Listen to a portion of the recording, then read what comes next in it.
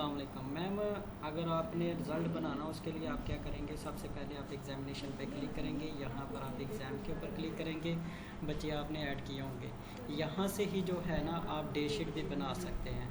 आप day sheet किस तरह बना सकते हैं, आप यहाँ पर लिखेंगे जो भी आपने लिखना है फर्स्ट टर्म सेकंड टर्म, ये सेक्शन 2025-26 पेपर की टाइमिंग भी आप लिखेंगे। अगर पेरेंट्स की इंस्ट्रक्शन इंग्लिश में लिखनी है वो लिख ले, उर्दू में लिखनी है वो लिख ले, और स्टूडेंट के लिए इंस्ट्रक्शन जो है वो आएगी और स्टूडेंट के लिए उर्दू में आएगी। ठीक है, अब मैं आपको इसका बता भी देता हूँ किस तरह। ये हमारे पास ठीक है, ये लिखी हुई है इंस्ट्रक्शन।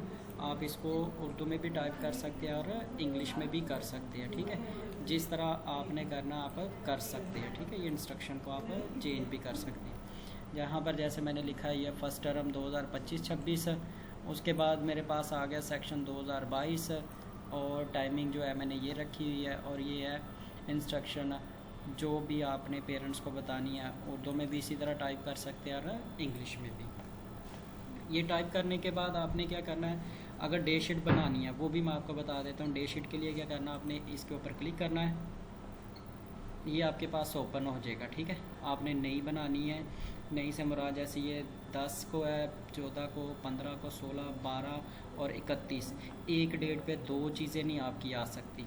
फॉर एग्ज़ाम्पल हम यहाँ पर लेते हैं जी, आज 6 मई है। 6 मई को जो है 9th क्लास का कौन सा पेपर है, 9th क्लास का अगर हमने कंप्यूटर का रखना है वो कंप्यूटर का रख लेंगे। अगर हमने 6 मई को ही, ठीक है, 6 मई को ही हमने 10th का भी कोई पेपर रखना हो, 10th का भी हमने कंप्यूटर ही रखना है, ये चेंज भी कर सकते हैं, वो भी हो जाएगा। यहाँ पर जो भी आप करेंगे वो सेव होता जाएगा। जैसे यहाँ पर जो है ना 6 तारीख को 10th का भी 9th की जितनी आपकी क्लासेस होगी यहाँ पर वो शो होती जाएंगी। ये आपकी डे शीट इस तरह बनेगी। उसके बाद डे शीट बनाने के बाद जो है ना आपका नेक्स्ट जो है, अगर आपने रोल नंबर स्लिप क्रिएट करनी है वो भी कर सकते हैं। रोल नंबर स्लिप के लिए क्या इंस्ट्रक्शन आपने वहाँ पर ही लिखी हुई थी 9th, ये मैं कर देता हूँ जी। मेरे पास रोल नंबर स्लिप इस तरह प्रिंट होकर आ जाएगी, बाकायदा बच्चे के नाम से सारा कुछ जो आपने सब्जेक्ट लिखे होंगे वो यहाँ पर शो हो जाएगी, टाइम आ जाएगा। और अगर आपने कोई स्टूडेंट के लिए कोई इंस्ट्रक्शन लिखी होगी तो वो यहाँ पर आएगी। ठीक है, हमने वहाँ पर जस्ट STD लिखा था, वही है। जितना भी होगा वो सारे बच्चों की रोल नंबर स्लिपें यहाँ पर शो होती जाएंगी। ठीक है, इसी तरह अगर हम बात करते हैं एग्ज़ाम की, जो यहाँ पर हमने इंस्ट्रक्शन लिखी थी, ये रोल नंबर है। ठीक है, ये इंस्ट्रक्शन लिखी थी, इसी को अगर हम प्रिंट करना चाहते हैं तो हम प्रिंट भी कर सकते हैं। उसके बाद आ जाता है हमारे पास सब्जेक्ट। हमने सबसे पहले सब्जेक्ट बनाने हैं। ठीक है, यहाँ पर आप बताएंगे जी 9th क्लास जितने भी सब्जेक्ट बनाए होंगे वो ये सारे यहाँ पर शो हो जाएंगे। 9th क्लास में से जो सब्जेक्ट अगर नहीं है उसको आप स्किप कर सकते हैं। जैसे ये भी इंग्लिश है और ये भी इंग्लिश है, एक इंग्लिश रख लेते हैं। ठीक है, मैं आपको थोड़ा सा बता देता हूँ। जो जो सब्जेक्ट होंगे यहाँ पर रखने के बाद आप क्या करेंगे, इन सब्जेक्ट को सेव कर देंगे। सेव करने के बाद जैसे ही सब्जेक्ट आप यहाँ से ऐड करेंगे, ठीक है, यहाँ पर सब्जेक्ट का नाम लिखेंगे, वो सब्जेक्ट यहाँ पर शो हो जाएगा। इस तरह आपने जो है ना वो सब्जेक्ट बनाने हैं। उसके बाद आ जाता है सब्जेक्ट ग्रेडिंग सिस्टम। आप सब्जेक्ट वाइज भी जो है ना ग्रेडिंग सिस्टम दे सकते हैं कि 0 से लेकर 20 तक जो है F जो भी आपने ये ग्रेड देने 100 तक, वो करने के बाद आप सेव कर लेंगे। उसके बाद आ जाता है हमारे पास रिमार्क्स। ये ओवरऑल भी होंगे, सब्जेक्ट वाइज भी होंगे। हमने रिमार्क्स में लिखा हुआ जी 0 से लेकर 20 तक जो है गुड, 21 से जो है 40 तक कीप इट अप। इस तरह जितने भी आपने रिमार्क्स बनाने होंगे वो बनाकर सेव कर लेना। उसके बाद हमारे पास आ जाता है मार्क्स एंड रिज़ल्ट। यहाँ पर आपने क्या करना है कि आपने जो भी रिज़ल्ट बनाना हो, जैसे सेक्शन बनाए हुए हैं तो वो आ जाएंगे। ये आपके पास ये मैंने बनाया हुआ वो है, लेकिन आपने क्या करना है यहाँ पर सेट में करेंगे। सेट करेंगे तो ये आपके पास अगर 9th क्लास लिया है, 9th क्लास के इंग्लिश, ठीक है, टोटल कितने मार्क्स है वो लिखेंगे और यहाँ पर जस्ट आपने ऑब्टेन मार्क्स लिखने हैं। ठीक है, आप लिखते जाएं जो भी है, और ये हमने सेव कर लिया। ठीक है, ये हमारे पास इंग्लिश का सेव हो गया। नेक्स्ट जो भी आपके पास सब्जेक्ट होगा इसी तरह आपने ये सारे सब्जेक्ट को सेव करते जाना।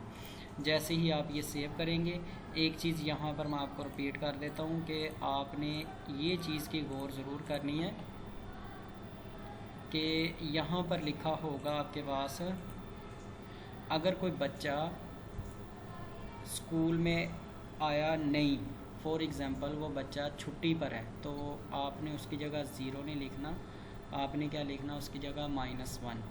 ठीक है, अगर ज़ीरो लिखेंगे तो वो बच्चे का जो है वो ज़ीरो ही कंसीडर होगा। लेकिन आप कहते हैं जी बच्चे ने जो है अब एब्सेंट है, बाद में पेपर देना है, तो एब्सेंट की जगह आपने -1 लिखना है। और अगर बच्चा है लेकिन वो कहता है जी मैंने ये पेपर नहीं देना या मैंने ये टेस्ट नहीं देना, उसकी जगह पर आपने -2 लिखना है। ये लिखने के बाद आपने सेव करना है। सेव करने के बाद आपने रिज़ल्ट जो है ना वो यहाँ से आप देख सकते हैं। ठीक, ये आपके पास रिज़ल्ट इस तरह का शो हो जाएगा सारा। आप इसका प्रिंट भी निकाल सकते हैं। अगर आपने पोजीशन होल्डर निकालना, ये मतलब एक ये भी है हमारे पास। दूसरा ये है रिज़ल्ट शीट, अगर आपने निकालनी है बच्चों की किसी एक बच्चे की निकालनी है, ये आपके पास पूरी क्लास की जो है ना वो आ जाएगा। फॉर एग्ज़ाम्पल रफ़ के तौर पर आप टीचर को दे देते कि जी ये है, इसके ऊपर नंबर मेंशन करें, और टीचर जो है नंबर मेंशन कर कर आपको भी ईजी हो जाएगा जी यहाँ पर टोटल मार्क्स आ गए, ये ऑब्टेन है, आप फौरी तौर पर कर सकते हैं। पोजीशन होल्डर निकालना चाहते हैं आप चाहते हैं कि जी 9th क्लास के जो बच्चे पोजीशन होल्डर हैं वो यहाँ पर शो हो जाए। ठीक है, ये पोजीशन किस हिसाब से देना चाहते हैं, मतलब पहली 4 पोजीशनें देना चाहते हैं, 3 देना चाहते हैं, 2 भी है, मुख्तलिफ होती है हर किसी की, जो जिस हिसाब से देना चाहता है वो उस हिसाब से शो हो जाएगा। ठीक है, ये नीचे आपके पास जो है ना पोजीशन ऑर्डर ये आ रहा है, पहली 4 पोजीशनें, और ये आ रही है 2, बाकायदा बच्चे का नाम, स्टूडेंट का रोल नंबर, हर चीज़ जो है यहाँ पर मेंशन होगी।